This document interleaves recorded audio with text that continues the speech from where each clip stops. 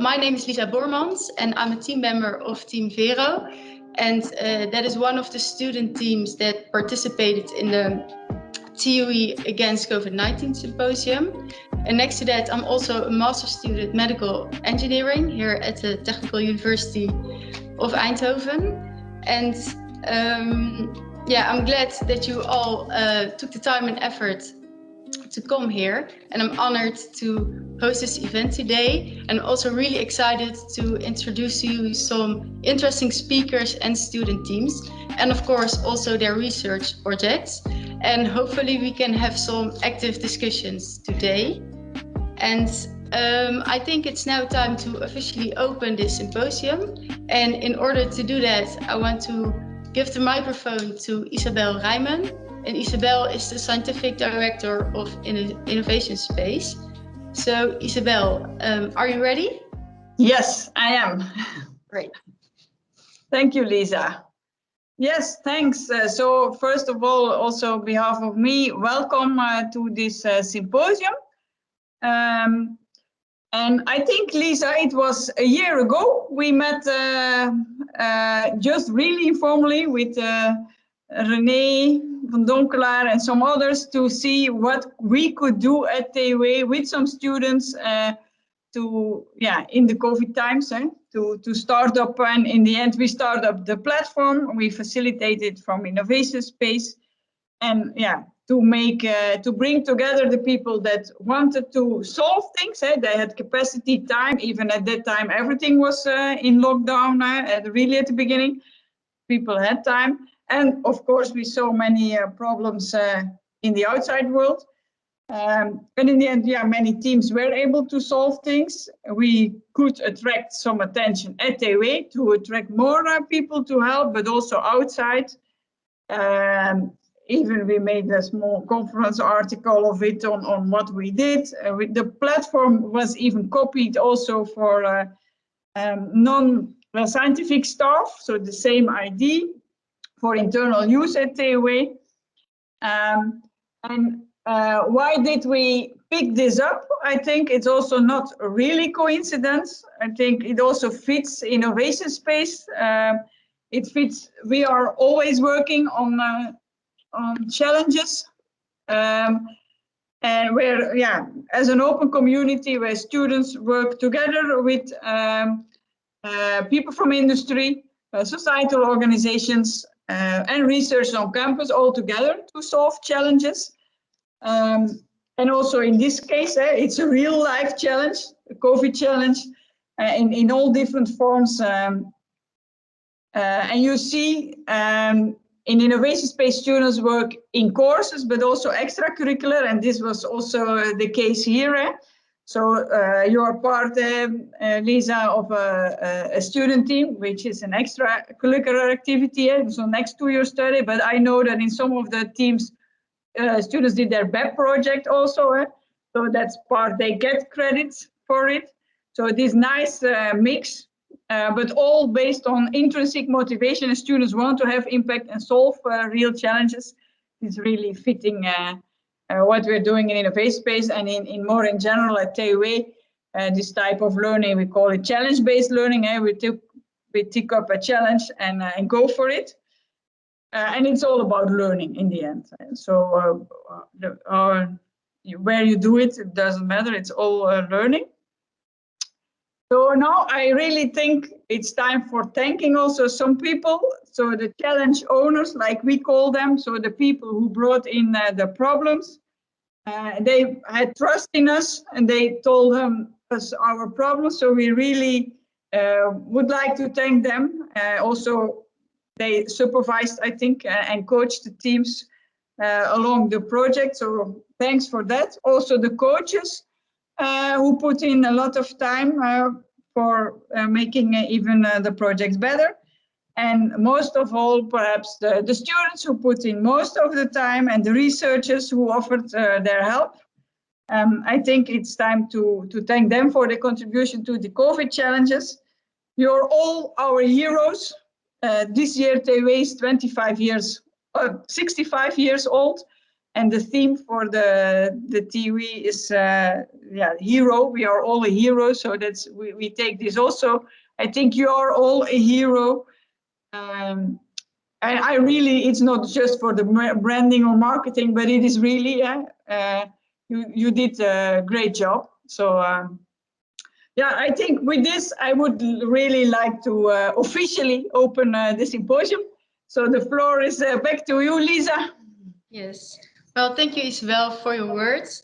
And well, it's great to hear your appreciation for the TUE against COVID-19 heroes, as we will call them.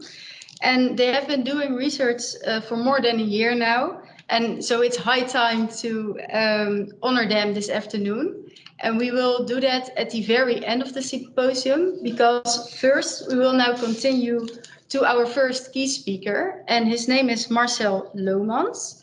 And Marcel Lomans is an assistant professor in the group building performance of the Department of Built Environment at the TUE. So welcome, Marcel. Thank you. And well, the title of your keynote is Healthy Buildings, the Holy Grail. And the keynote is focused on the impact of the coronavirus on the indoor climate in buildings and what we can learn from this pandemic for the future. And before we start, I have one comment for the audience. If you have a question, I would like to ask you to save it for at the end of the keynote, or you can already type your question in the chat, and then we can discuss it afterwards. So Marcel, if you are ready, we are. So I will pass the microphone to you. Okay, thank you very much for the introduction. I will share my screen because that's more easy. So indeed, the title is Healthy Buildings, the Holy Grail. And I must admit, I put a little bit about the COVID-19 part and how the indoor environment relates to COVID-19 and why it is important in that context. But what I will do, or what I would like to do, is present you some examples of activities that we have done in the past to show what we can. And also, I think the nice thing about the examples that I show, that most of them have been done together with students, so either graduation students, mostly this graduation projects, and I think there are some very nice outcomes, and I'm glad to share them with you. So, but first, let's give it a start. So, if you have healthy buildings, Holy Grail, then my attention is on the indoor environment. So that's where I do my work, and I do that since 2006, while I returned to the TUE. And we've been working on that indoor environment, or the indoor environmental quality, and try to relate it since then also to health and comfort and so on. So it's an issue, I think, which is, well, now on the agenda, but has been on the agenda for me and for my colleagues already for a long time.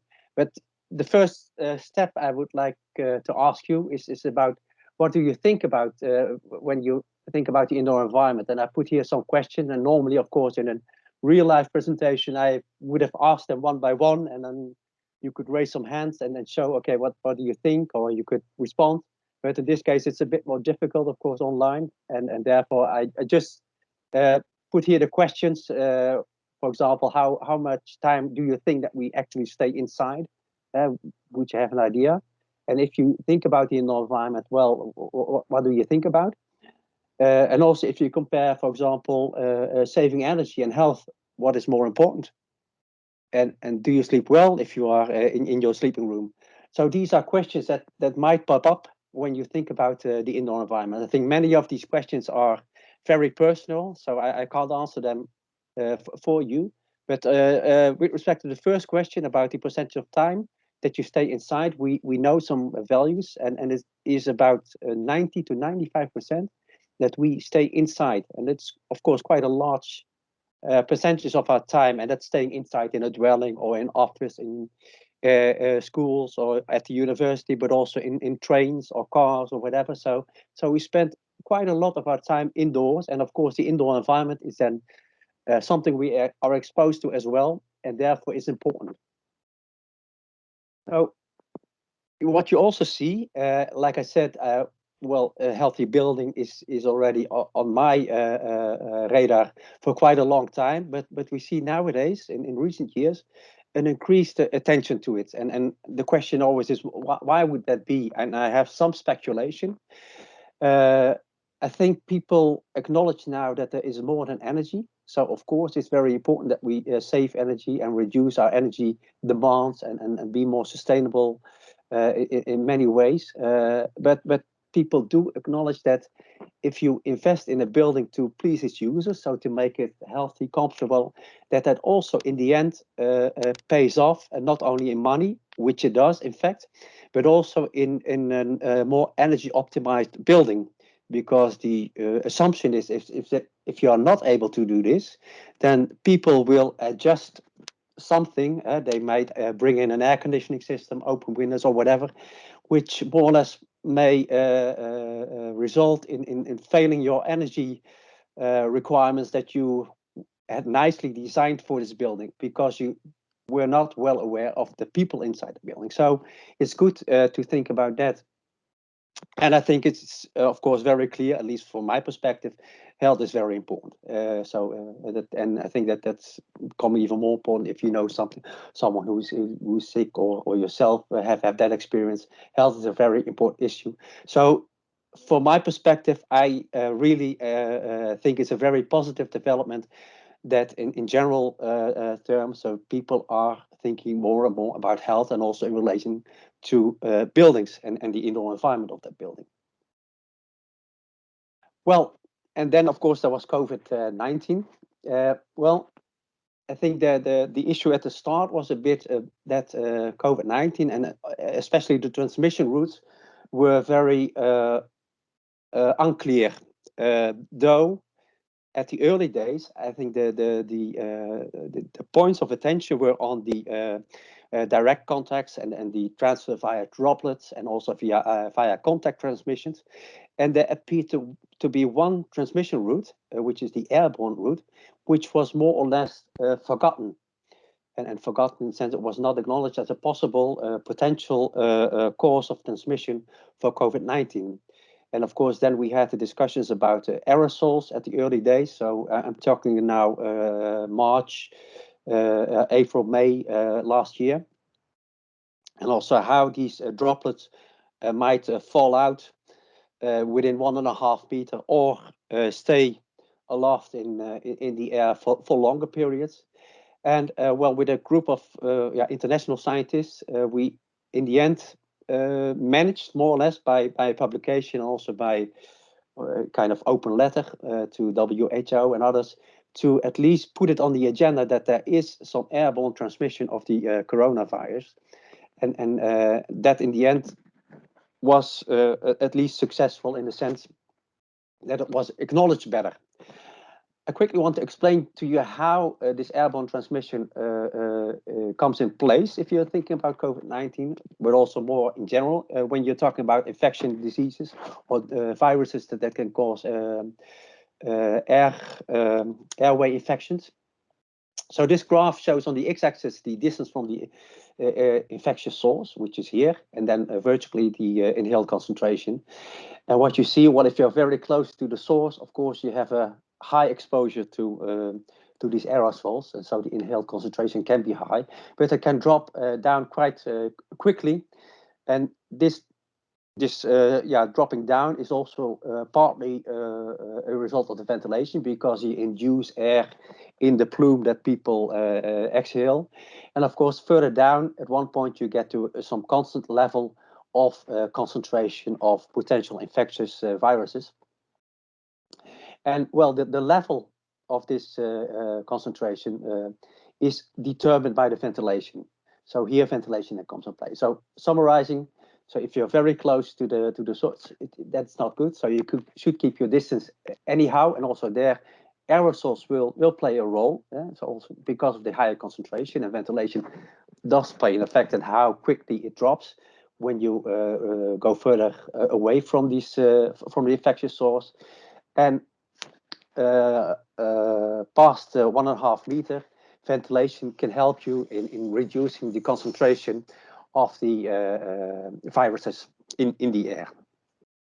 Well, like I said, in the end, it was successful that it was acknowledged now by many parties, for example, the CDC, which is the US equivalent of the RIVM, and also in the European CDC was acknowledging it, and several countries also have now publications in place which says, okay, be careful when you spend your longer time in enclosed spaces. Make sure you have sufficient ventilation. And of course, the schools nowadays have their windows open because of that. And it was also based on some experiences, of course. We had also in the earlier days some well-known examples of a choir which were practicing, and of which many were infected after after practicing for 2 hours. And the other case was a restaurant in China, where the airborne transmission was the only explanation to the number of infections that were found in that restaurant. And in both cases, in this case, also had clear issues with the ventilation rates and the ventilation in the rooms. So we had some examples to support our statements. And then, we could add to these transmission routes that were already acknowledged at the start, now also the airborne transmission route. And here again is where then the indoor environment also comes into place. Well, I think we will be hearing some examples of the COVID-19 solutions by the student teams. We've been working also on some parts of this COVID-19 for long-term care facilities and some other issues, but I think we have some nice examples after my presentation. But I would like to continue now more back to health. Of course, COVID-19 is also a health issue, but I would rather show you some other examples now. But if you talk about health, it's also good to know what is the definition of health. Well, WHO has a very nice definition, which is already coined some years ago, which is stating that there's a complete physical, mental, and social well-being, and not just absence of a disease or infirmity in this case. So it's not just about being sick, but also a well-being issue. But still, it was found that this definition was not complete. So there is some response to that it should also include something as positive health, and also that you are able to cope with life and with the environment, which is a bit more vague, but still it adds to the fact that health is just not similar to not being sick. So it's more than that. It's also being happy, I can call it. Then if you look to healthy buildings, then and this health definition that I just mentioned, then you can conclude that we expect quite a lot from a building. And what I show here on the right-hand side is a result from a European project that we did also some time ago, which presents several issues or topics that should be addressed when you think about the indoor environment. And KIPI in this case stands for Key Indoor Performance Indicators. And what we tried to do was to derive a number of performance indicators, key performance indicators, with which it would be possible to assess the indoor environment, and in that sense, and also related to healthy buildings. So what we came up with in the end was a list of 31 indicators, but this was just a selection, because if you think about the issue, then you can come up with many hundreds of indicators that could be addressed or maybe should be addressed, but that's unfeasible at the moment to do this really. So this is just the summary that a group of experts at the end arrived at. But again, it shows that we are expecting a lot from our buildings when we're talking about health, and it's quite complex in the end, and it's also about the users and how they perceive it, the indoor environment. Healthy buildings, on the other hand, is already on the agenda for quite a long time. So it started already more or less with some labeling systems that were developed in the 90s of the previous century, which were called DREAM and LEED. Those had more a energy or sustainable point of departure, but they included some issues related, for example, to thermal comfort. Later on, in the early 2000s, or 2000s period, we see also some developments in labeling systems that really are focused on health. So they are just asking more questions on health issues compared to BREEAM and LEED. And even in 2014, we see a well building standard popping up, which is again a type of labeling system, but solely focused on health and quite broad in the sense compared to HOPE and the other examples that I mentioned here on the slide. So it includes, for example, also healthy food as a part of this labeling system. So it's much more broader.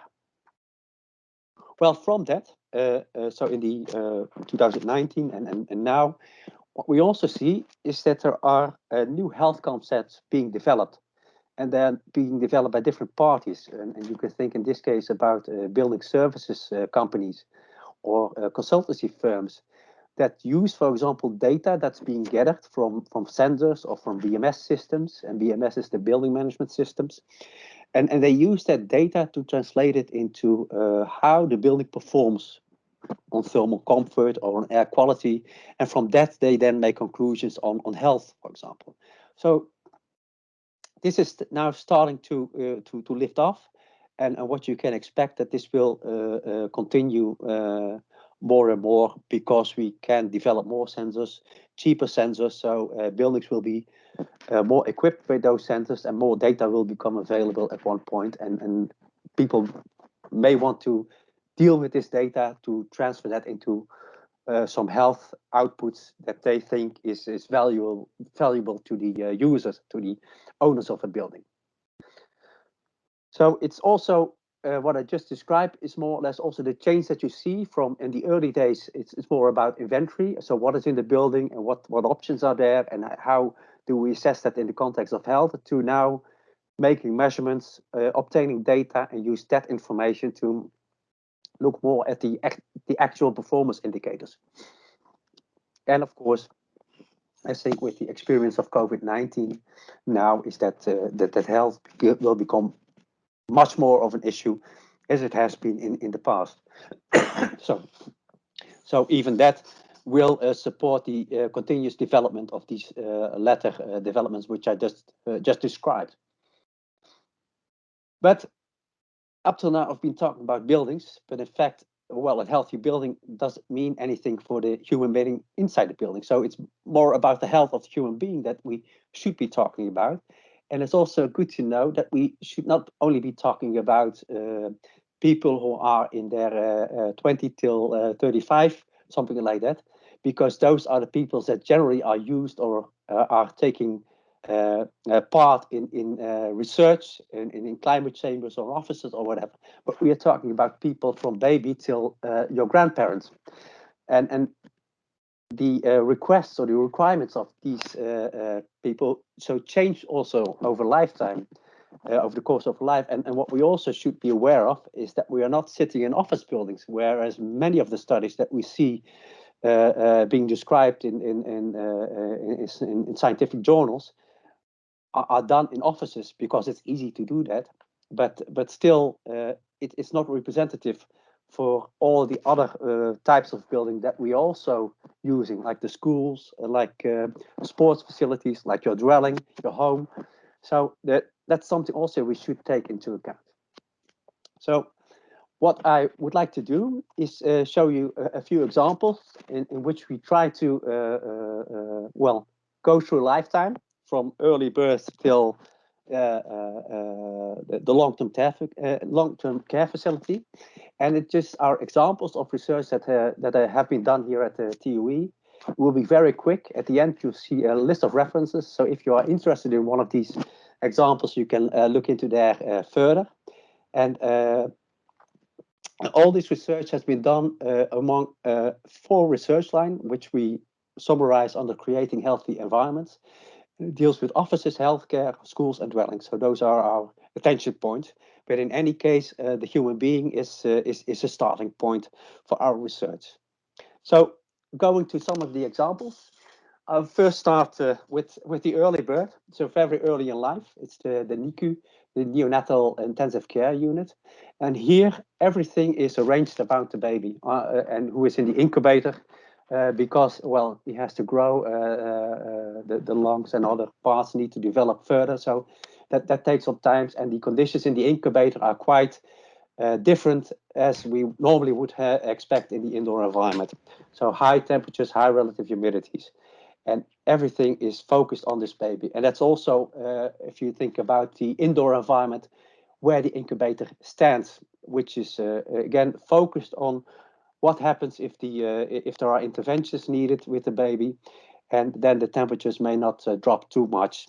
And there is some guidelines dating already 40 years ago, 50 years ago, which states it should be at least 25 degrees Celsius, which is quite high if you are working there as a nurse or if you have to stay there as a parent. So the question is, why is it this temperature used? Well, in this research, we came to the conclusion, well, that this temperature had little basis. And what is actually most important in this case, or the most important the performance requirements, is that the core temperature of the baby should not drop too much, because if it drops too much, then you pose a health limit on the baby. So the question is, well, what type of conditions and actions will lead to a situation where this core temperature may drop too much? And so here we did some research, a student did some research with measurements in the incubator. And we also made a relatively simple model of the baby to see whether the core temperature of the baby would drop following conditions outside the incubator when you need to do something, when you need to open a porthole in the incubator. And what we noticed is that, well, under normal procedures, it's no problem to have an environment of 21 degrees Celsius, because in that case, the core temperature will not drop too much. But if you have an emergency, of course, then the issue may be more difficult, because then the core temperature could drop. But in any case, such results and such outcomes could lead you to think about the incubator in new or other ways, and also deal with that, because it's good to have safe conditions for the baby. But it's also good to have acceptable conditions for the nurse and for the parents, because we also know that if you are not comfortable, you're more prone to making mistakes, for example. So there's some added value for everyone to get to a better optimized situation. Well, the next step, of course, you're a bit older, you have to go to class and you are sitting in a classroom. Well, here is some example of research that we're doing at the moment by Henk Brink in Groningen. And here we try to look into the indoor environment and how that indoor environment supports the actual teaching process and outcomes. So usually we may think about, well, is it comfortable in the classroom, or is the air quality sufficient? But here we try to take a next step and look into the actual performance, which is what we aim for in such a classroom, which is that the students actually can learn, and that they can learn in the best possible way. So what we try to do here, you see one picture of a classroom, there's another one just besides it, and we try to see how different parameters of the indoor environment affect this outcome. So we do that thermally, air quality, visual, and acoustical. We can make changes to the classrooms, and in this case, students just have the normal lectures, and at the end do some tests to see whether they actually learned, and also how their vigilance and so on is changed or not because of the conditions in the room. Of course, if you look to schools and if you look to classrooms, we know there are many problems. I think you are also aware of that. And here's just some examples to support that. So this is also studies from a large number of classrooms showing that in many of those classrooms the indoor air quality is insufficient, and also that at some point these outcomes or this environment is resulting some building related symptoms, as we call it, less as concentration problem, but also tiredness and dry skin and other issues. So it's certainly something which can be improved in any case. So to get better indoor environments or better conditions in classrooms than we currently have. And I think what we see last year with COVID is also that at least it shows now that good ventilation is very important, and it shouldn't be overlooked too easily. Well, after, of course, school, you need to start to work. So you go into the office, and what we see there is that, like I mentioned a bit already, that there is data coming available. So the data from the building management system, but also companies are putting sensors in to better analyze what is happening in the building. And what you see is therefore that the availability increases, but the question still remains, how useful is it? And also, how could we use it best? So this is the outcomes of a study we did in an office environment, where we first had a question on whether the temperature which is measured at the BMS system, which in this case is shown here, so the building management system, how that would reflect the temperatures in the whole room. And what you see here is like a correlation. So where green, where the correlation is quite okay, to red, where the correlation is very low. So you see there's no even distribution. So if you measure here something at the BMS system, it will won't tell you a lot about what is happening at the desk further down. So we need to measure more detailed in this situation. What we also did here is trying to look into how we, with this information, can project how the perceived thermal comfort is of the people working in this environment, or in this room. And for that, we also measured, for example, temperatures at the wrist of the person, and asked, of course, how they perceived the indoor environment. What we saw is that in this case, that theory, you can calculate from temperatures and some information, you can calculate the thermal sensation and thermal comfort, but that it doesn't show a good agreement with the perception that the people actually have at that point. So there's quite some mismatch in that. And what we also notice, of course, is that we measure just not everything. We only measure temperature, relative humidity, sometimes CO2, but not sound and light. So we cannot cover it all yet. The problem is that if you look to, in this case, the thermal part, there is also quite a lot we don't know when we measure something. And that could be, for example, the metabolism, so the activity level, and also the clothing level. And we need that to calculate theoretically the thermal sensation, but there's quite some differences in how the metabolism is of individual persons, despite they are doing the same activity level. So there's something that we need to add to the current knowledge to be actually able to correctly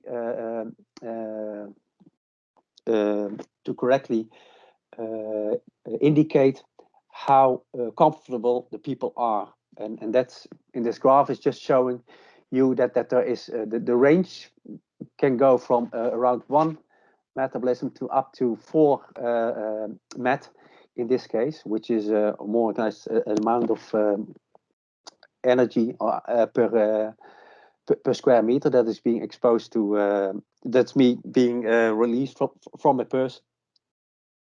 So there's lots of unknowns and lots of variations. So the question is, can companies make conclusions based on this data? Well, I think the answer is that's not really possible at the moment. So saying, well, this room is comfortable or healthy, I would be very careful in doing that because of these unknowns and because of this large variations that we see. So there's still some work to be done here.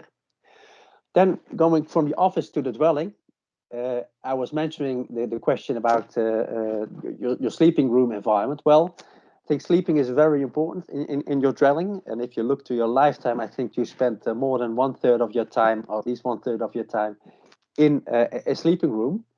So the indoor environment could be very important. And what we see and assume is that there's some relation between air quality and sleep quality, though the level or the amount of research on this topic is really small at the moment. So there are just a few studies looking into that, and we try to add a study to that as well.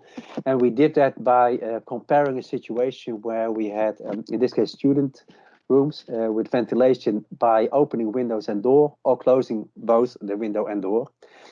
And then in the meantime, we measured for these two conditions, of course, the indoor environment, the temperature, relative humidity, but also sound. And we measured objectively the sleep through a SenseWare device, which is shown. And we also did this through subjective information, so that people had to fill in some surveys on a daily basis on how their sleep was. And we tried to correlate the subjective with the objective information, and of course the conditions in the room, most importantly the CO2 level in this case, with the sleep quality. And what we found, there were some indications that indeed sleep quality was improved a bit when we improved the air quality, but it needs more data, more experience to support that outcome. But at least it's in line with what we also see in literature on this topic. Ultimately, we are also very much interested to see how such an improved indoor air quality may help elderly people with dementia, because we have some anecdotal information which says that if we have better air quality, that these people have a better sleep. And a better sleep is quite important, not only for the person with dementia, because it's also in daytime he will be more awake, but also for the caregiver, this could mean lots of advantages. So we hope at one point to be able to look into this further as well. Then, well, sometimes you really get sick, of course, and then you have to go to hospital, in this case, the operating theater. And there the main issue is minimizing infection risk, if you look to the indoor environment, of course, because post-operative infections are really devastating sometimes for a patient, may need a re-operation or even can lead to death if in the extreme cases. But at least you want to avoid that as much as possible. And the infection risk increases if your indoor environment is not good enough. So that's why there are statements made on the concentration of the CFU, which stands for colony forming units per cubic meter. So the idea is to keep that as low as possible. And here you see some examples of operating theaters over time. And of course, the right hand time is the most recent ones. And here you see in the ceiling, you see a system where ventilation is supplied, because nowadays, or up till recently, and I think nowadays still, most of these solutions have a system which is more or less prescribed, which assumes that you have a downflow from the ceiling with clean air towards the operating table, ensuring that the area at the table is as clean as possible. What recently was changed is that really they were coming back to this performance point of departure. So they really were aiming at, okay, well, what we want is that in the operating area that the concentration of CFU per cubic meter is lower than a certain value. And well, with this new assumption, so no prescribed solutions anymore, it was possible to think of innovative ideas about how to ventilate this operating area in a different way. And here you see some two results. This is also work from two students in their graduation project, which investigated other solutions. And they did this in a full-scale mock-up of an operating theater, but they also did some simulations with CFD, for example, to see whether it could function. And the conclusion was indeed that these solutions could deal with the performance requirements that were set. Of course, there will be some updates on the design. Some iteration is still needed, but at least the direction is very good. And the interesting part of this is also that if we can solve this locally, the way we show it here, we can also address the thermal comfort issues that we see with the operating personnel, because that's also an issue of concern in these operating theaters. You have the surgeon who is really active, so working hard and maybe is warm, where the anesthetist is sitting quietly and is cold. So here, these types of solutions allow you also to improve those parts better. So it's quite interesting to see whether it's possible to get this somewhere. But at least it shows you how you can rethink systems which have been in the market already for decades. And yeah, it's just waiting to see whether this will lead to something. Well, and then the last step, of course, if you're old, you may end up in a long-term care facility where yeah, you will be taken care of well. But the issue with these facilities is that they are very much prone to infections. And of course, infections in the elderly are sometimes really yeah, lead to outcomes which are not good. So we want to avoid that as much as possible. And in this case, the question is, well, what are the routes that lead to such an infection? And they are quite diverse.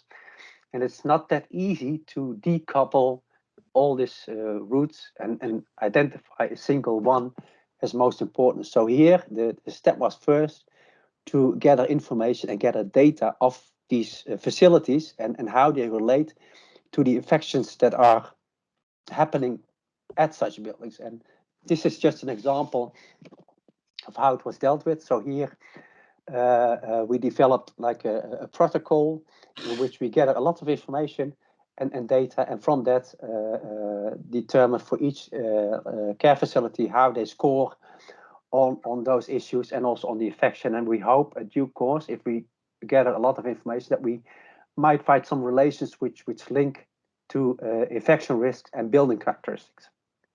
So this is the last step, which I wanted to mention you.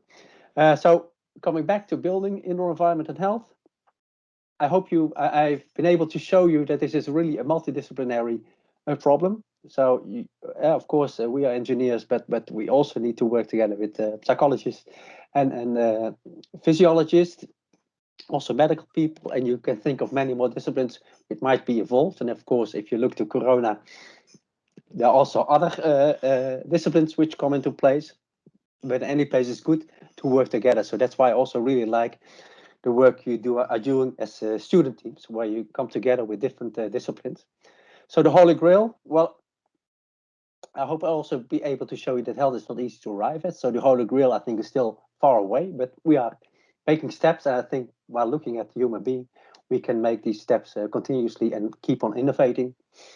And please ensure that the indoor environment comes first, and then we can look at the other issues.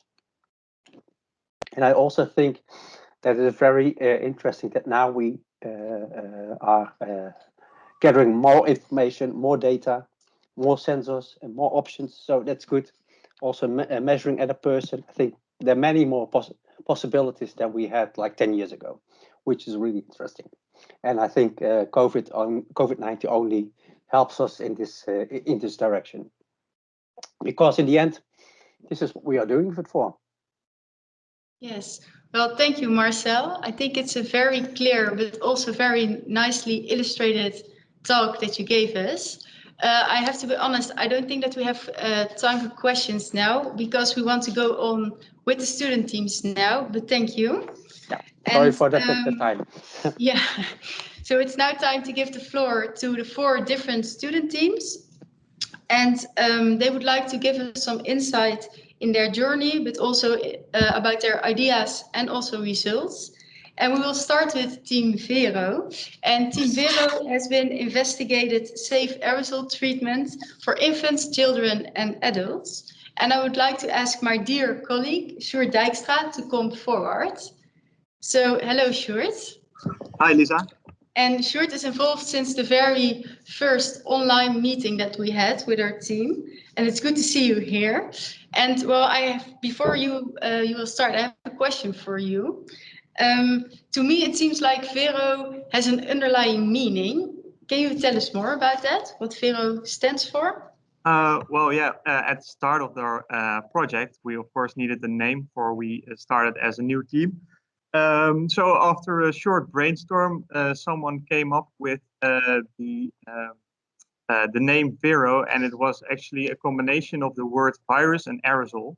But also Vero means truth in Latin, which was very fitting for us, for we wanted to find out which was the best way to treat patients while keeping the medical staff which was understanding that treatment safe from getting infected. Yes.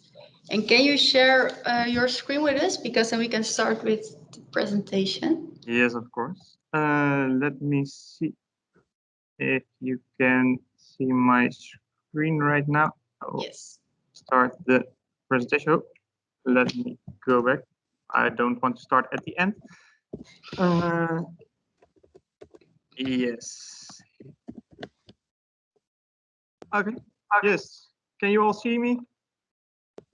Then I will start. Well, I am Sjoerd. I am. Sjoerd, can you please share your screen? We cannot see it.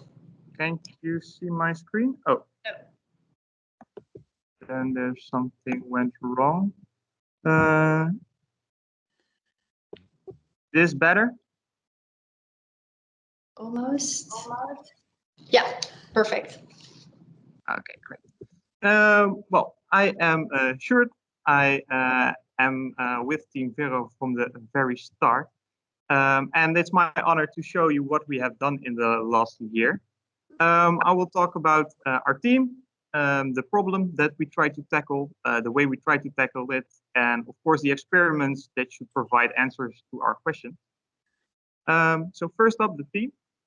It all started with René van Donkelaar, who together with Lisa started up Team Vero after the question from Hetty Janssen came from how can we actually use aerosol treatment, the one that Marcel Lomans just mentioned. How can we use it in a safe way? For it was thought to be has a risk for the medical staff which was present during this treatment, or they might get infected with COVID-19. So we got this problem, and Nico Schouten, who was the mentor which attended all our meetings, we started to try and tackle this. Well, this is the team. You can see me on the left, and then we have Milene, from left to right, Milene, Nico, Lex, Iris, Tim, Lisa, and Yvette. And we also have been joined by Irene, plus 3 BEP students, and they have done their BEP project with us during our experiments. Well, aerosol transmission, it was just mentioned, the small droplets which might contain virus is a way to transmit the disease. But it can also be used to, those small droplets can also be loaded with medicine and try to cure some diseases which also have been placed in the lungs. But when those particles come free, they also can infect the people in the surrounding area. So when you look at the aerosol treatment, you use a nebulizer, and what the nebulizer does, it is brings those small droplets with medicine into the air, which then can be breathed in by the patient. But when the patient exhales, those particles can come into the environment and therefore infect people when those particles are loaded with virus. So here you see an open system where you can see in the picture a mask with a hole in it, but also the nebulizer itself. It can just flow those particles into the environment, and that's something that we wanted to stop to reduce risk for medical staff. So when looking at a closed system, that was what we want to develop. Then you use a closed mask and a filter, as you can see on the slide, which should inhibit the particle from getting into the environment. So our problem definition was to develop a closed nebulizer system to prevent leakage and possibly infect that can possibly infect the environment or people in the environment. And for when we developed that kind of system, we wanted to compare closed mask types and sizes and see what their effect was on the leakage of those aerosols into the environment, as described with 3 groups, adults, children, and infants. And we wanted to see which mask performed better. So we had different types with different types of edges, different geometries, and we wondered what was their effect on leaking those aerosols. And we have tried to identify the characteristics of those masks by using this setup.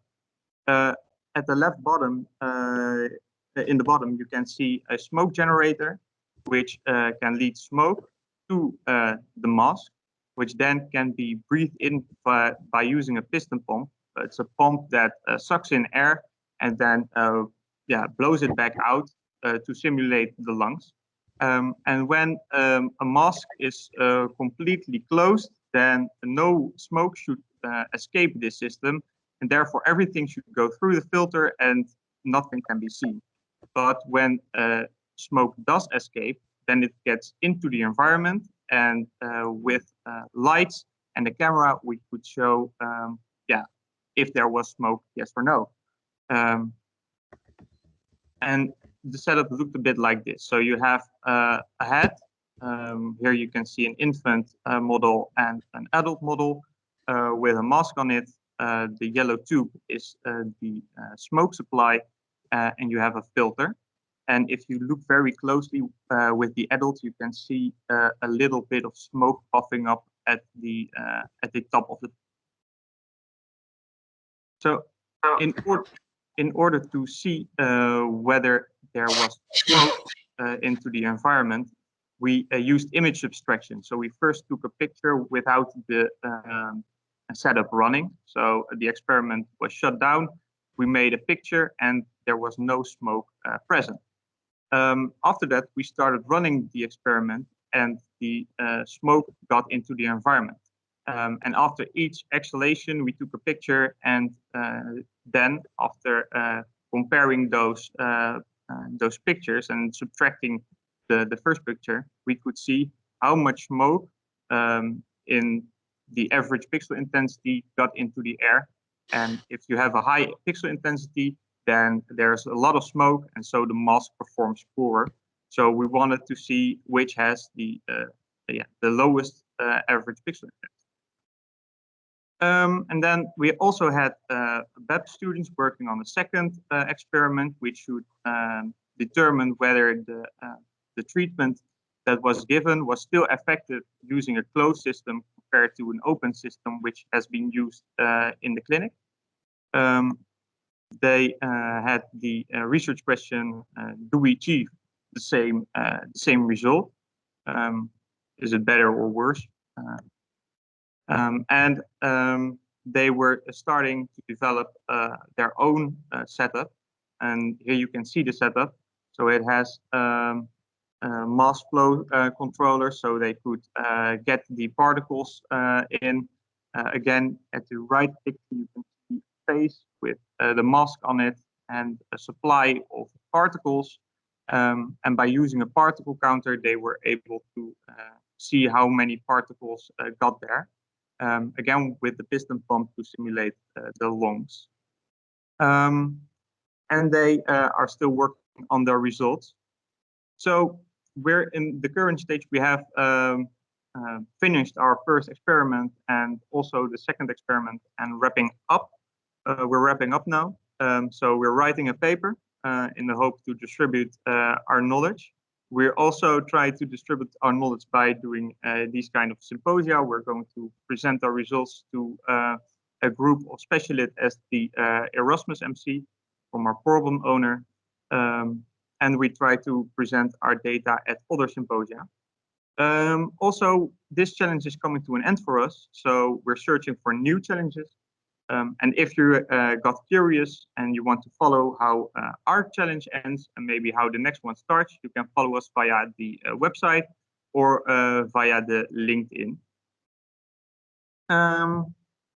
So I also want to thank our mentors who helped us during this year. Our partners, especially from the BPS lab, Jan Diepens and Bert Blokke, who helped us a lot getting our experiments up and running. All of our mask suppliers, which gave the masks in order for us to test them. And I want to thank the rest of my team and the BEP students for getting an amazing result in 1 year. So, and I want to thank you for your attention. Well, it was a great story, Sjoerd. Thank you for your explanation. Does anyone have a question? Because we have little time for a question. Maybe someone in the audience? Well, I have one question for you, because in the previous talk, we heard that in some countries, there is the belief that the virus particles can be spread by aerosols. And I think that's also the reason why the nebulizer therapy cannot be maintained now in the Netherlands. And does that hold for every country now? It doesn't hold for every country that this kind of treatment is forbidden. It does hold for the Netherlands. All those different bodies, those like the RIVM, can decide for their own how the rules and regulations are for that country. But there are the majority of the countries do not use this kind of treatment or try and limit it as much as possible. Okay, that's clear.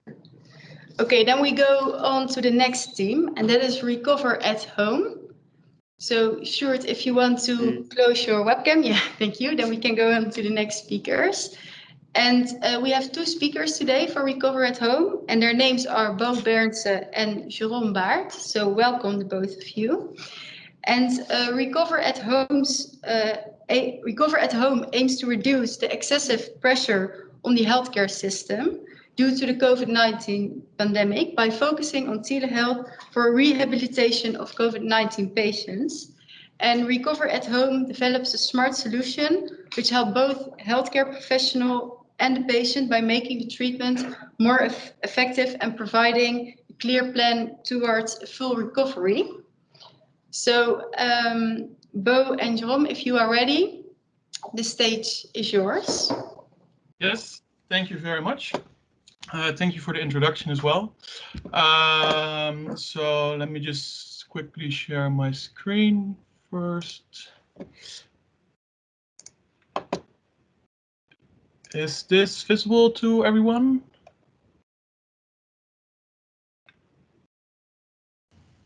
Yes. Okay, great. Oh, wait, no. No. Okay, so yeah, first of all, good afternoon, everyone, and thank you for joining this online symposium. And to Innovation Space, thank you very much for hosting this. Yeah, my name is Jerome, and together with Bo, I will present to you the Recover at Home project. I will start off by telling a bit about the team, how we started, where we are now, about the resource we have, and then Bo will continue with outlining the problem that we're tackling and the proposed solution with which we aim to do this. Lastly, a bit about future plans, and of course, then there will be some room for questions. So the story begins almost 1 year ago already, when Recover at Home was started as one of the TUE against COVID-19 challenges.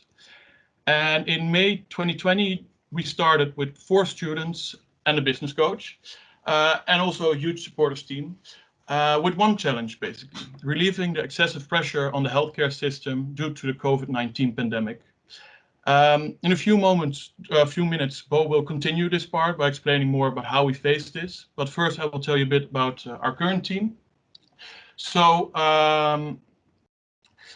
over the last year, we've grown a lot. Many students have joined, but of course, with natural rotation, some have already left again as well.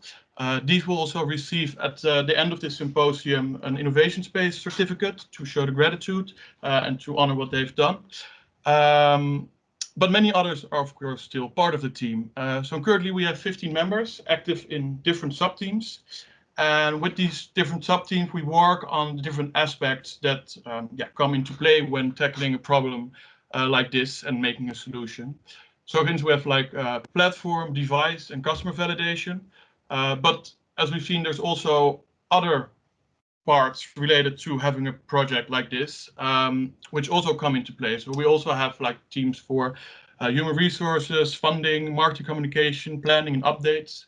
And all these teams, they work really nice together through a Scrum framework, which is where also our business coach has helped us a lot. And I think that also shows it's important also for the next slide. So like our business coach, but also other resources that we have, they're very important for a project like this. So I'll just quickly share them with you. First of all, we of course have the students from both the TUE and the Fontis who do all the work. And they are supported by alumni and professors and many other resources that the TUE offers for challenges like this in student teams, for instance, like Innovation Space. And also we have our challenge owner, he's Giorgio Moses, who will speak later today at this symposium to thank our former members. It's also a great help to, of course, well, first he proposed basically the project, but he now also steers the project, and he provides us with many helpful contacts. And then we have our business coach, as I mentioned. He's very important for like marketing, but also for innovation, and has a lot of startup knowledge. And lastly, there's many innovation, clinical, and industrial partners that we have, that we have built up over the year, and that's quite important to us, and they're quite helpful. For instance, like MTIC and other local hospitals.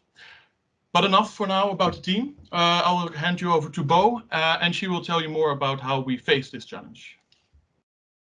Thanks a lot, Jerome. Good afternoon.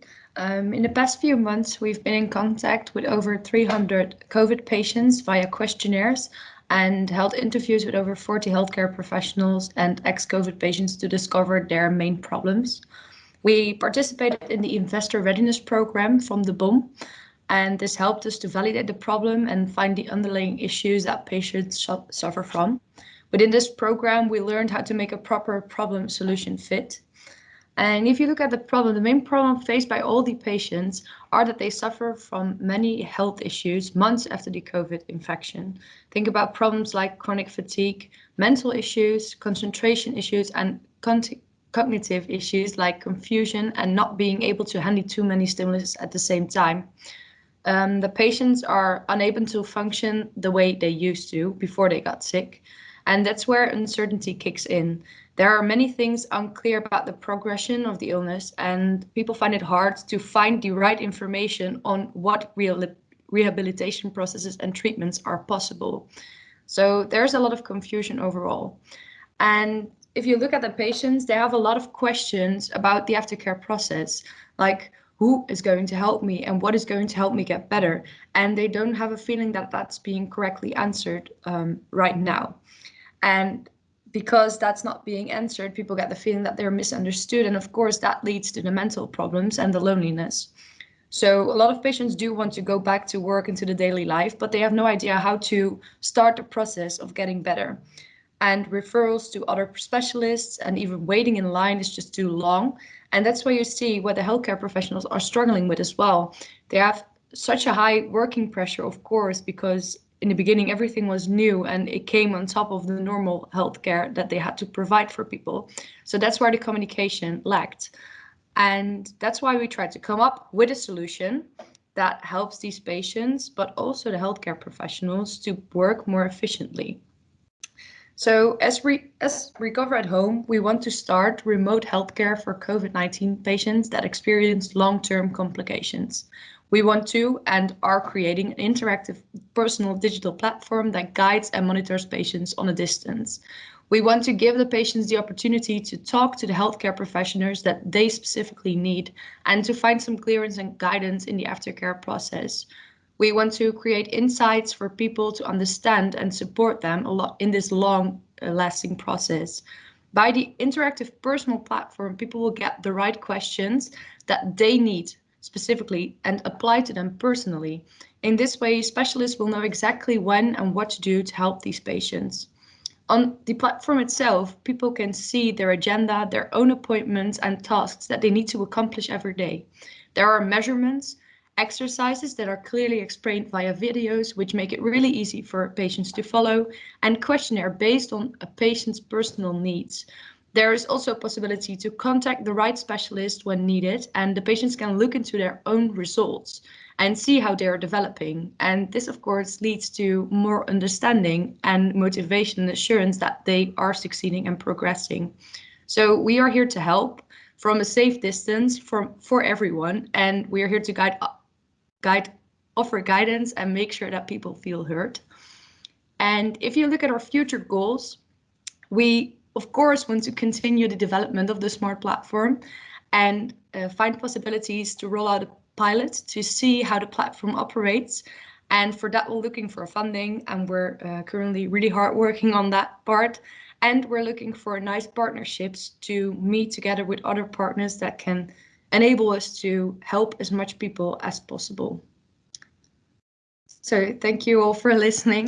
If there are any questions, feel free to ask. I'm waiting for some response in the chat. I see no one is typing yet. Well, I have a question then for you. Is there already a prototype of your solution? No, unfortunately, no, we don't have a prototype yet. It's quite it's quite an extensive thing to develop this, of course. It's also why we are also trying to work together with different partners. And it's also very important, like hospitals, but also partners that already have certain telehealth platforms, which we can create modules more specialized for COVID, but also towards really like the smart part of the platform that we aim to have. But no, we don't have a working prototype yet. Like, we definitely have some prototypes for ourselves that we work on, but they're not ready for sharing yet. Yeah, okay, that's clear. Well, thank you for your presentation. I think we can go on now to the next theme. And that is, oh, there's a question, sorry.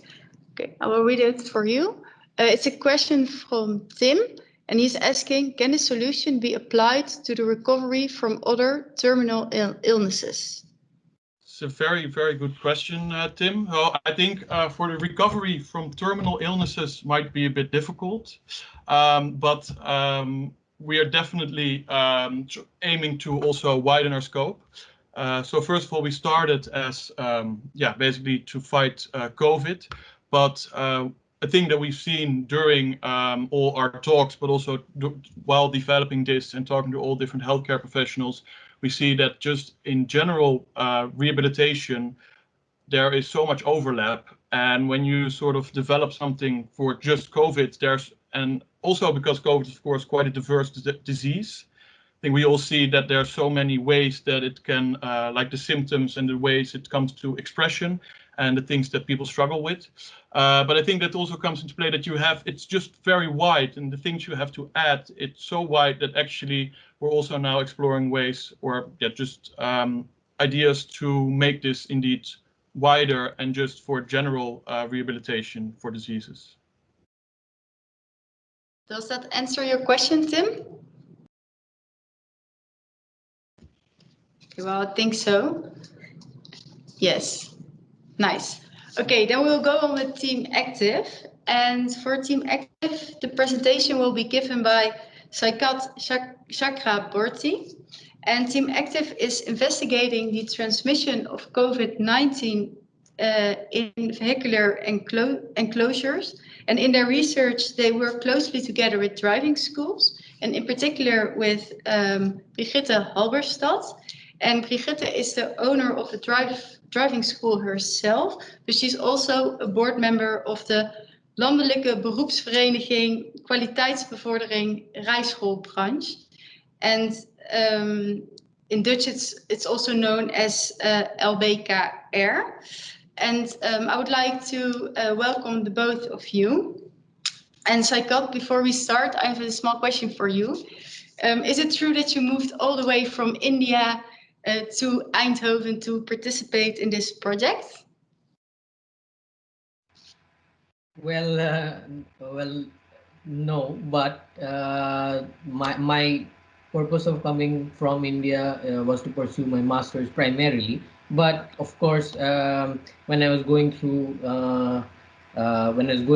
my possible destinations or institutions, innovation space did stick out. So that way, I did know about the unique concept of challenge-based learning, which innovation space, of course, is known for. Yeah, that's true. Well, and if you are ready for your presentation, I'll then just you can share my share your screen. Perfect.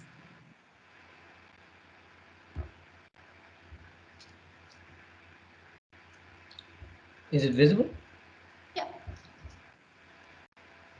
All right. Good afternoon, everybody. So firstly, I would like to thank Lisa for her kind words, and of course, Innovation Space for providing us the opportunity.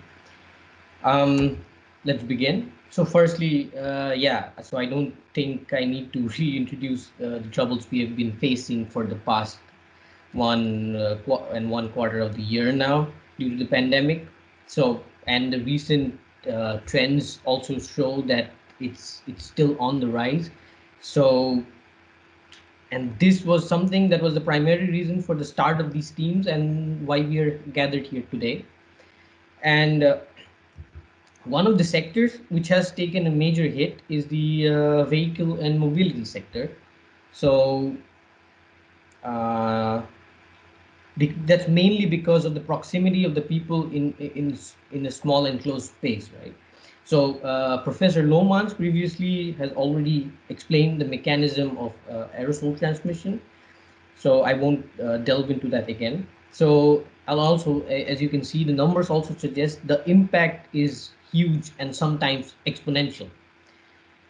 Now, in mobility sectors, we have your taxi drivers or your driving instructors like Brigit, and also, of course, our public transport drivers as well.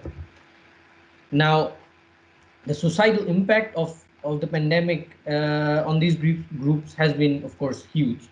So that has led to taxi drivers quitting, having to shut down the services, driving instructors having to take extra precaution and also more lessons because the number of people per lesson got limited, and bus drivers and also were impacted. But mainly the precautions that were being taken to combat these were mainly preventive and didn't provide an objective measure or an objective measure to the solution, right? So this is why our team was conceived, and Team Active is actually an acronym. It stands for Against COVID Transmission in Vehicular Enclosures, as Lisa had mentioned. And our mission is to find objective sustainable solutions by the use of technology to reduce the risk of virus transmission in vehicles. We first start off right now at the moment with smaller cars, and of course it can be expanded to larger vehicles once we have concrete results. At this moment, I'll just like to take a moment to explain our logo a bit. So it's almost self-explanatory, where the E has been stylized to show a Pac-Man trying to combat the COVID virus. Why our team? Firstly, because this is, we believe, a novel research area, and hence there is a chance of greater impact through our research. And we, a part of this research can also contribute towards the various studies which have been going on to prevent aerosol transmission of the virus. Of course, once we have the results for COVID or a particular virus, it can also be extended to other viruses or microbes. And then this, I believe, this research can be used as a foundation for furthering research within this area or in areas outside of this domain as well. This is the roadmap we have currently planned out. So first, of course, we start with the literature study, which has already taken place. Then we use a simulation model, and we use a real-life experiment to find out the parameters needed for the simulation. Then we ideate, that is, we come up with potential solutions. We simulate again using the solutions now, and then we verify and validate the solutions in an actual setting. In this presentation, I would briefly like to explain the simulation and experimentation part of it. So when I say simulation, so firstly, first step involves using a 3D scanner, which Innovation Space was kind enough to lend, to make a scan of the interior of the car. We get the model from that, and then using that model, we use a CFD program like ANSYS to set up an approximate simulation to simulate the airflow patterns, the airflow rates, and use that to study the propagation of aerosol particles. I have a video next. It's not our video, but it will probably give an insight to how the simulation might look like.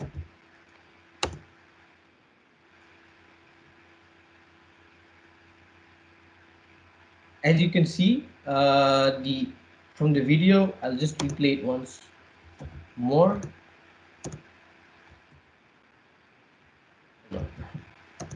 Yeah, so I'll just replay it once more. As you can see, we can see the airflow patterns, and using this, the analysis can be performed further about the aerosol transmission. After that, we come to the experimentation part, which is planned this month at the Ardewey Test Center at Lelystad, which is a dedicated test laboratory for vehicle technology. And as we saw in the simulation, the simulation requires some parameters, right? And to determine those parameters which are relevant at the physical level, we need to perform this experiment. And that is the whole point of this experiment. And as mentioned in the slide, that the results from the experiment is then used back in the simulation. Once this has been done, we of course have speculated some solutions which we might come up with from our literature study. So we have usage of physical filters like HEPA filters. We have the usage of UVC light for the killing of the microbes, which is also shown in the picture, right? This is actually a method which has already been implemented in the aeroplane supplier Boeing.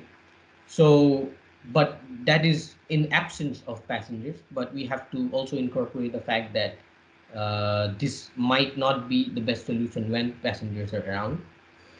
Chemical treatment or a combination of the methods. This is a filter, a HEPA filter. So the thought process behind using a filter is to prevent the ingress of the microbes. But and all of that being said, we do require your assistance. So we are in need of new student members. We are currently a bit short-handed. So I don't really need to further elaborate on the benefits of challenge-based learning as a team, because yeah, Innovation Space has done such a good job of instilling that culture in our institute. And that was all from our side. And if you need any more information, this is our website and our email address. And I would like to take your questions now. Well, thank you, Saikat. I think we're going to wait a little bit if we see a question popping up. But in the meanwhile, I maybe have a question for you. How does the collaboration between you and the driving school, for example, the driving school of Brigitte, how does the collaboration looks like now? Yeah, so Brigitte usually of course, she participates in our research as well. Like she shares her experiences or even experiences other instructors around her. and the challenges she faces with her students. And beside that, she also gets in touch with also helps us get in touch with the stakeholders like the driving association and all of them, to further know what specific requirements from they might have, which from the results which we are planning to obtain. Okay, well, that explains it indeed. I do not see any other questions, so I think that we then go on to the last presentation. And that will be, so thank you, Sekat, again. And the next presentation will be about the game bus, and the presentation will be held by Barbara Montagne. I hope I pronounced your last name correctly. And Barbara is a clinical psychologist and a responsible researcher for personality disorders at GGZ Centraal. And GGZ is the industrial partner of GameBus. And she will tell something about the GameBus project in COVID times and will introduce the importance of the collaboration between GGZ Centraal and GameBus. So Barbara, welcome. Thank you. Thank you. Shall I start to share my screen? Sounds like a good idea. Let's see. Yeah.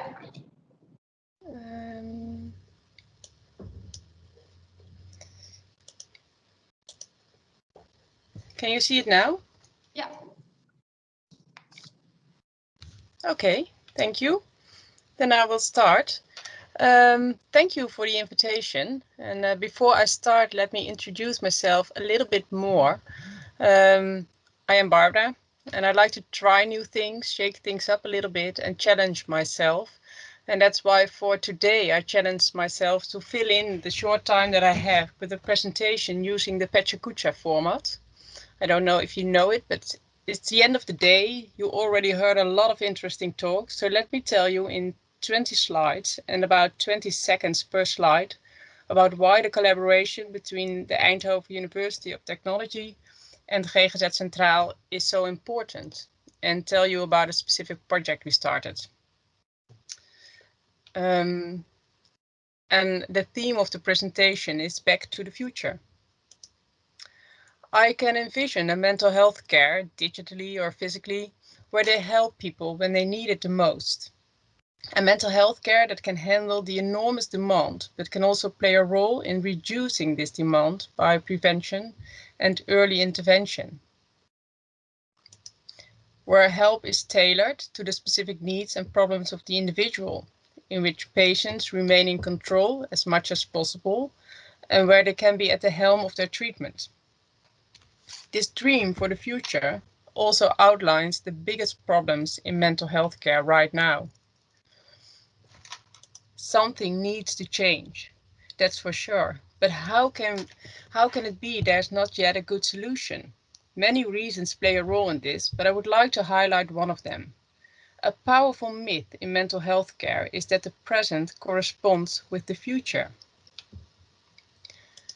Practitioners are focused on the here and now, on the patient in their room that they want to help as good as possible. We are focused, but this holds a limitation as well. More than ever, the recent pandemic showed us that we do not know the future. But we do know that it will not be the same as the reality of today. And this does not only concern the distant future, but also the near future, say 1 year ahead.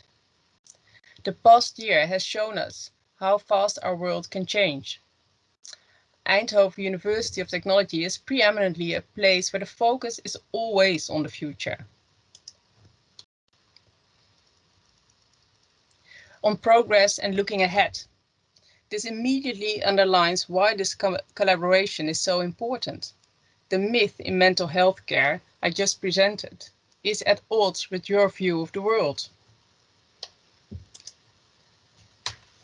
To solve the problems in mental health care, we have to enrich and broaden our perspective.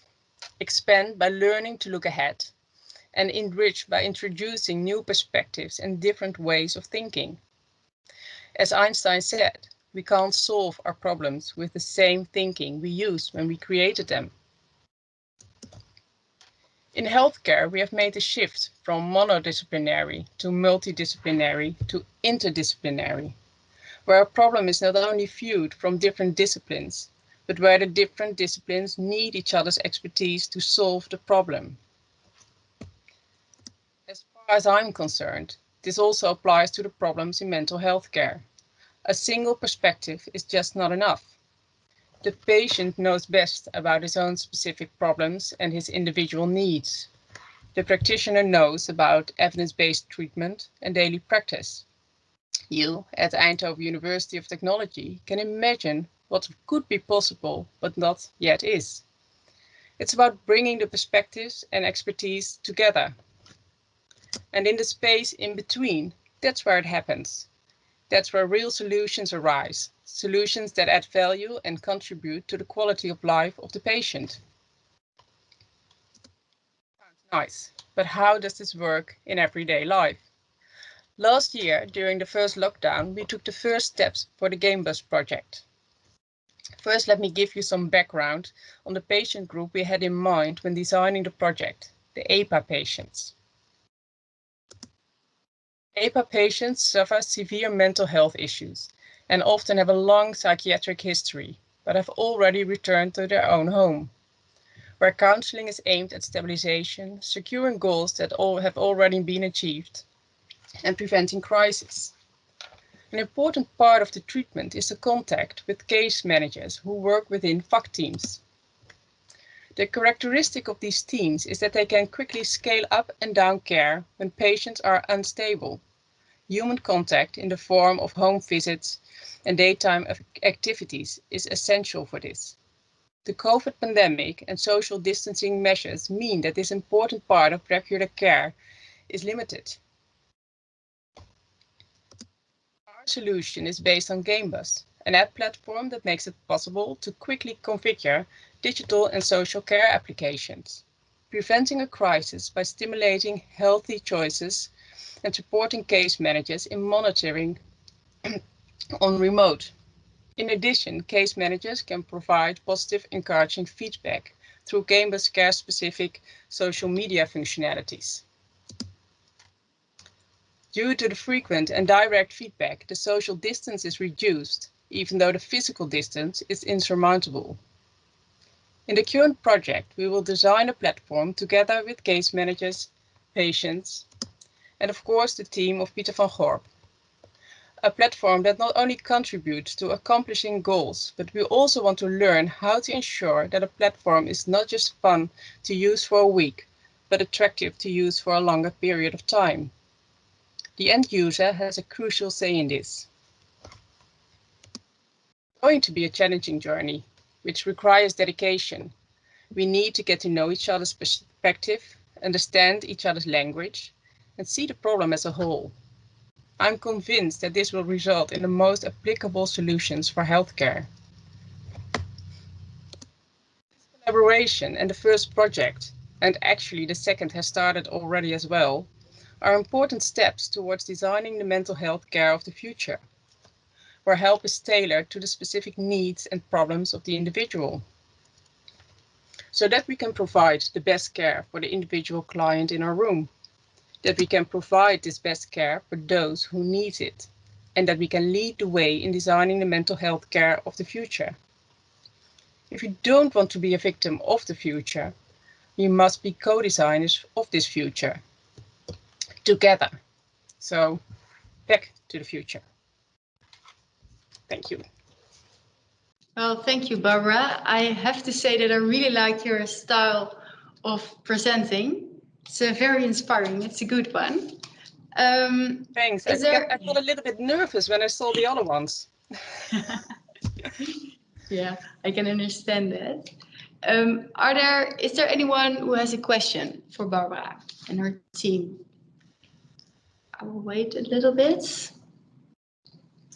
Sometimes people need some time to type a question. But now, well, in the meanwhile, I of course, I have a question. What is the current state of the project? Because I think you told it in one slide, pretty fast, of course. But can you explain that again? Yes. Well, the collaboration at this point is at the stage that we are looking for a PhD candidate to take the next step and write a proposal and make the first studies. Yeah. And did some students also from Eindhoven work on the project over the past few months? Sorry, I got distracted from something in the beeping. Yes. Yeah. Well, the team of Peter van Gorp, maybe he can tell something about it, because a few students already were involved in the first steps in the project. Hi, Peter. Hello, welcome. Thanks again. Hi.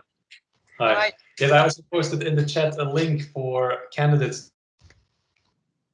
I hope we get many candidates after Barbara's great presentation about the past. And so this was about the future, looking now at the past, which is indeed not the same. We had some bachelor students working already on the project, and that is from the Industrial Engineering department. And additionally, through the innovation space, we've had support on graphical design.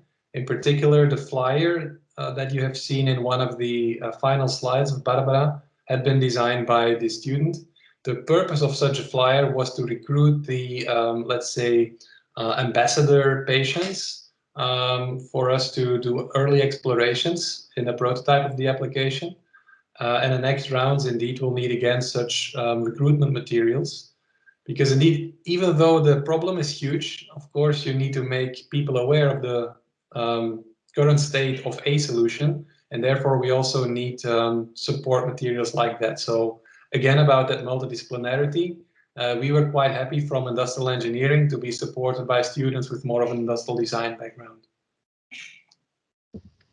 Well, maybe there are some students present now that might be interested in the project. I see there's also a question from Nico, and I will try to see if I can read it for you out loud.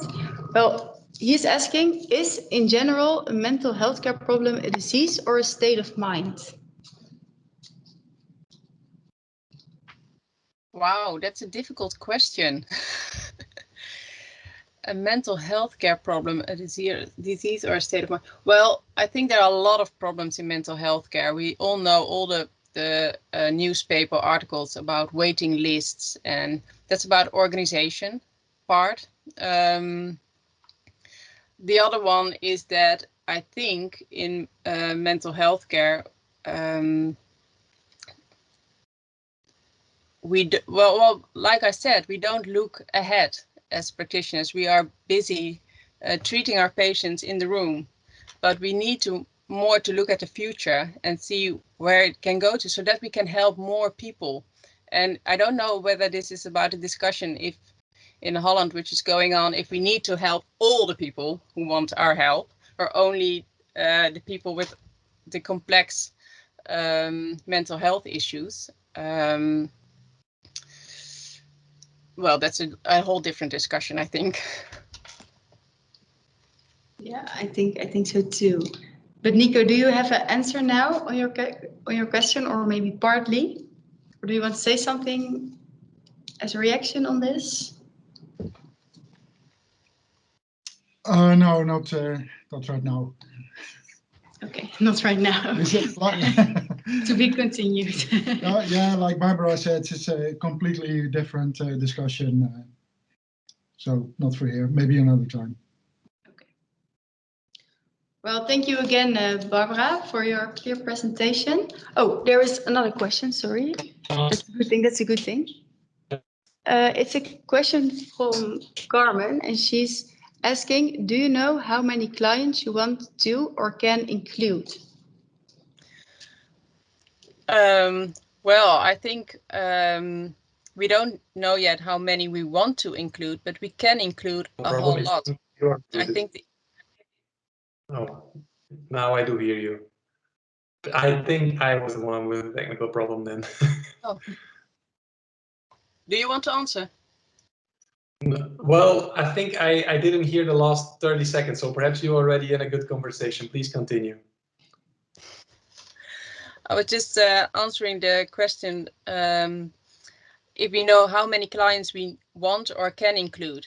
But I think the impact can be huge. I think in potential, we can include a whole lot of patients, and it can be applicable to many patients in mental health care, not only APA patients, but even more. Also patients with a personality disorder not in the FACT programs, because we are going to a more blended form of treatment. So monitoring at home will be much more important. Also, like the two talks before, the one I gave, also about monitoring at home, that will be more important. Yes. In terms of Barbara, we can perhaps share that we are already collaborating on a first study that is related and driven actually by another PhD that you already had. And in that study, we go up to numbers like until, say, 100 patients ultimately. And gradually we'll increase such numbers in multiple rounds of multiple studies. And what I pasted in the chat basically just quantifies the number of patients in your FACT groups. And so these 3,000 patients. But as you say, ultimately we keep on scaling as far as we can go on. Yes, yes, we just started. Yes. Well, thank you for your presentation again. I think that we now have discussed the questions for you, and this also brings us to the end of the presentation part of this symposium. I think that today we have heard some interesting stories and also a nice lecture by Marcel.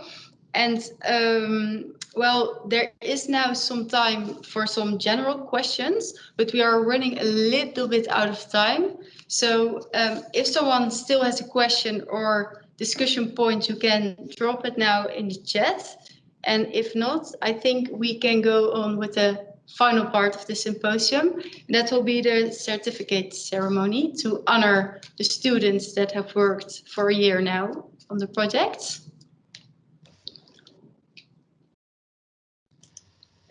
So I'll wait a little bit.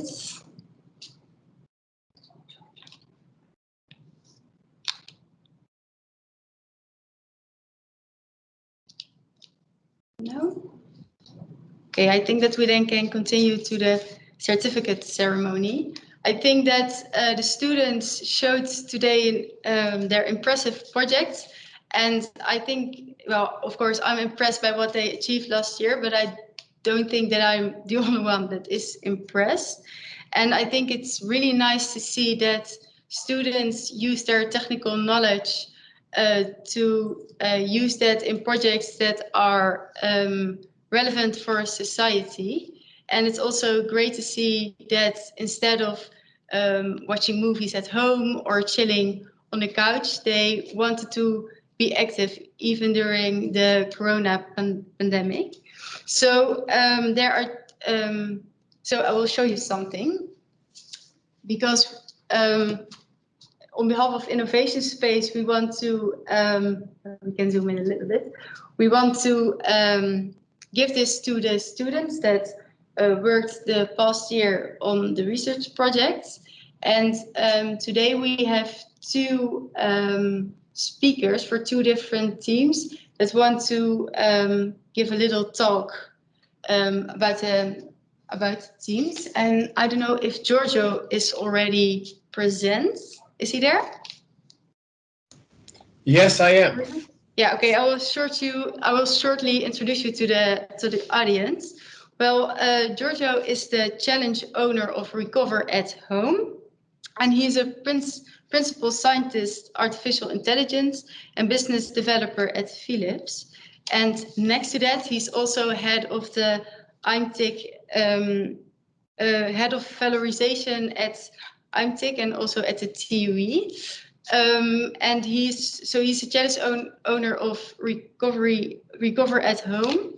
And I think you want to tell something to your students, right? Absolutely. And in this case, let me make sure I get all the names right, because this has been a great journey. And first of all, let me begin by saying I'm super proud of the Recover at Home team. This project started with basically people intrinsically motivated to use what they learn at the university and putting it into practice. And I was extremely proud of how we started and where we have landed.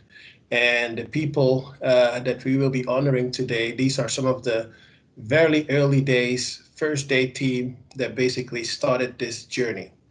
And I call this a journey because we're not there yet. There's still a few hurdles that we need to overcome to have this really working in clinical practice as we want to do, as our ambitions are. But the path to success is never a straight line. There is always a part of starting up, and you need specific capabilities and skills and people with intrinsic motivations to make that work. So in this case, I would really like to thank Michelle Klaassen, Lieke Luikens, Tajinder Singh, Marleen Hille, Lisa Pomp, Jabo Ren, Mina Dekker, and of course, Chai Liu. These are very, very important people for our team. They've contributed quite a lot, and I think they've set up a foundation for the next team to come in and move that to the next level. So again, I would like to thank you from my part personally, but also on behalf of the whole MTech community. You've been very impressive, and I hope that our paths cross again soon. Thank you. There were some great words for Recover at Home students.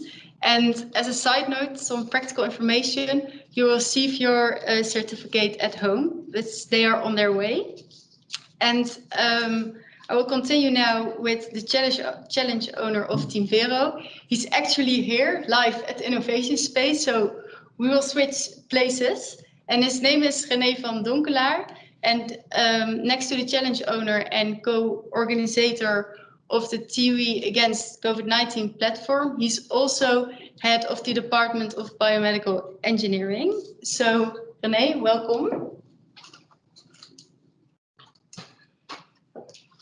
So thank you very much. I'm not the head of the department, but I'm the director of education of the department, so program director.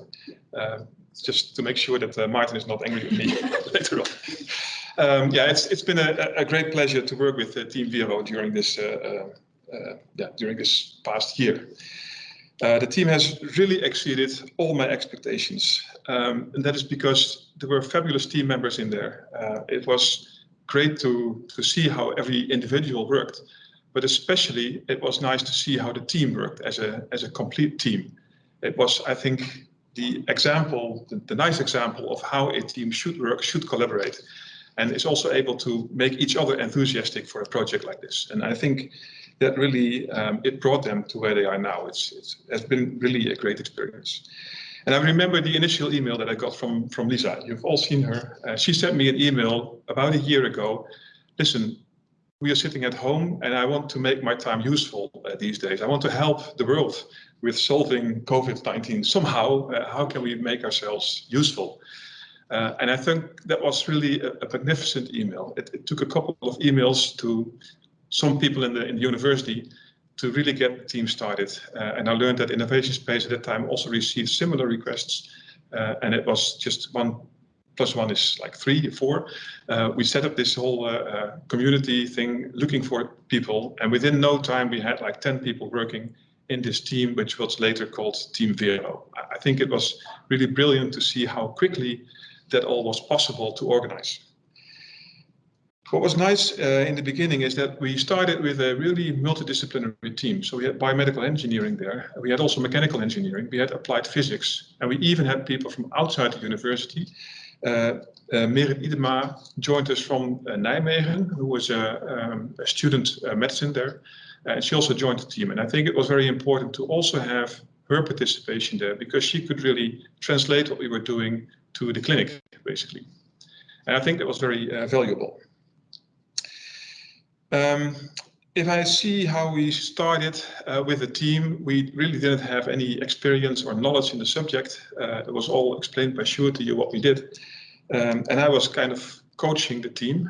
Fortunately, Nico Schouten, who is affiliated with Synergion, a company that brings synergy to technological innovations. And he was really, as an entrepreneur, he is really involved in multiple projects, Team Vero, but also Team Active, for instance. And it was really helpful that he joined the team. What was interesting is that we were really coaches and not supervisors of any kind. The team didn't really need this. They were completely in control. And every now and then, if the project asked for it, someone else stood up, took the lead. They had these projects that they divided amongst each other. Each individual took their own responsibility for a subpart. And it was really great to see how that worked. And for me personally, as a program director, it was a typical example of how education should be, how it could be and should be in the future. I think if we work with these kind of teams in education, and if they work like the way that Team Vero worked, that is the ultimate future, I think, of how education should be at the TUE with the challenge-based learning ideas. So I would like to personally thank the team for showing me how this can be done. It was really a great experience. Remember that the team started exactly a year ago. It's just exactly a year ago in a corona period without any physical contacts, without possibilities to do experiments, without a lab, without financial means, without knowledge, without also someone supervising them with knowledge. It was really out of the blue. We started on aerosols, and then within a team, within a year, they reached really something splendid, I would say. So they have, it started with a podcast and a front page article on the TUE website, which was nice advertisement, I would say. Then they built their own environment, their own website, which is teamvero.nl, really professional looking, I would say, also with monthly updates in the form of blogs, which are also really nice to read. But then there were video recordings of their measurements for the University in Leuven, for an item on corona and aerosols. It was in collaboration with Bert Blokken, who I think we are really grateful to his collaboration also. They had a presentation at an online conference on medical aerosols think tank. They submitted an abstract to the European Respiratory Society Congress in Barcelona, and I hope that it will get accepted, which would be, of course, a great result. They will give a presentation at the Department of Pediatric Lung Diseases at the Erasmus Medical Center. And they will do so because one of the collaborators was Hetty Janssens, who is a pediatric lung disease specialist at that hospital. And she also contributed very nicely to this project. We also are making a scientific publication of the work, and that is, well, almost ready for submission. And I think that is really a great success, an example of what a year can do. So it has been, I think these are tremendous results within a year. They can really be proud of it. But of course, it was not always smooth sailing, as they say. There were tough moments. I think when they really looked into the literature, everything was ready. And then we wanted to go into the lab and do experiments, but there is no lab. There's no possibility even to do the experiments because we had to stay at home.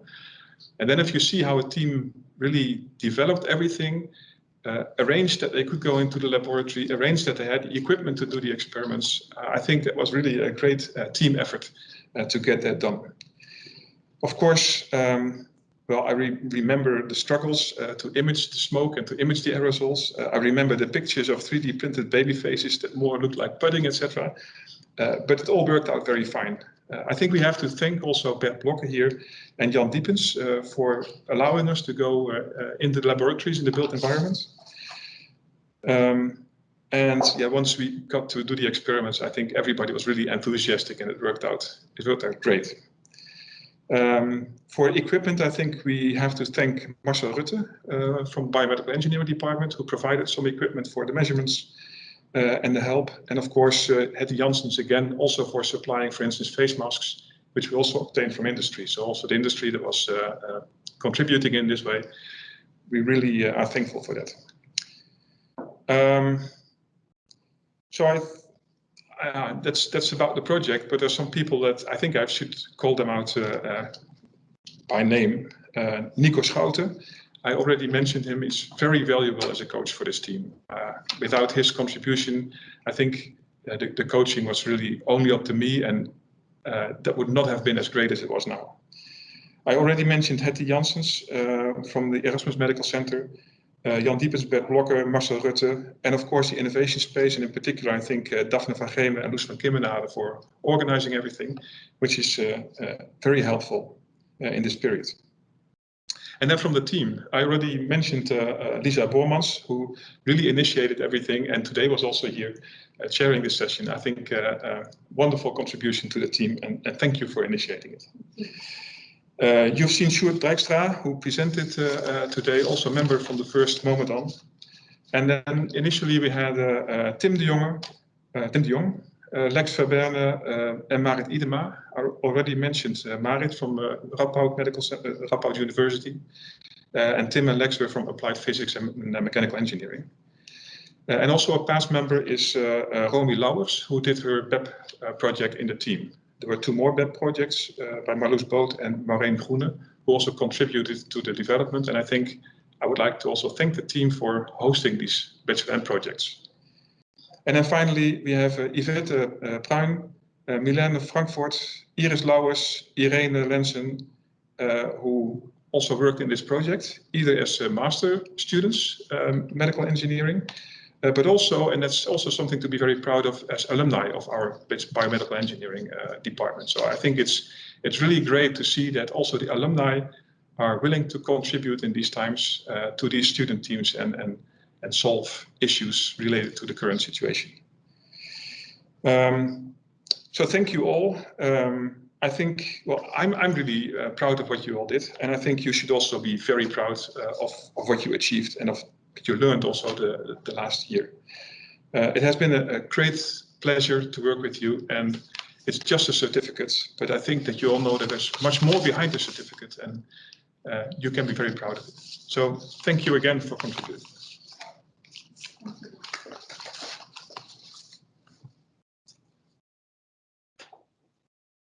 Well, thank you, Giorgio and René, for your very nice and extensive words. I think that does good to the students that participated in the challenges. And I think it's almost 6 o'clock. I think we run a little bit out of time, but I think it was all worth it in the end. I think before we leave this symposium, I want to thank again Daphne and Loes. They are also here for the organization of this symposium and bringing us all together. And also I want to thank the whole audience for participating today. And also thank you for your questions. I think that's also good to keep the conversation going. I hope to see you soon in real life. But in the meanwhile, I hope that you stay home safely and well. And I think that that's it for now. And I want to wish you a very great evening. So, bye.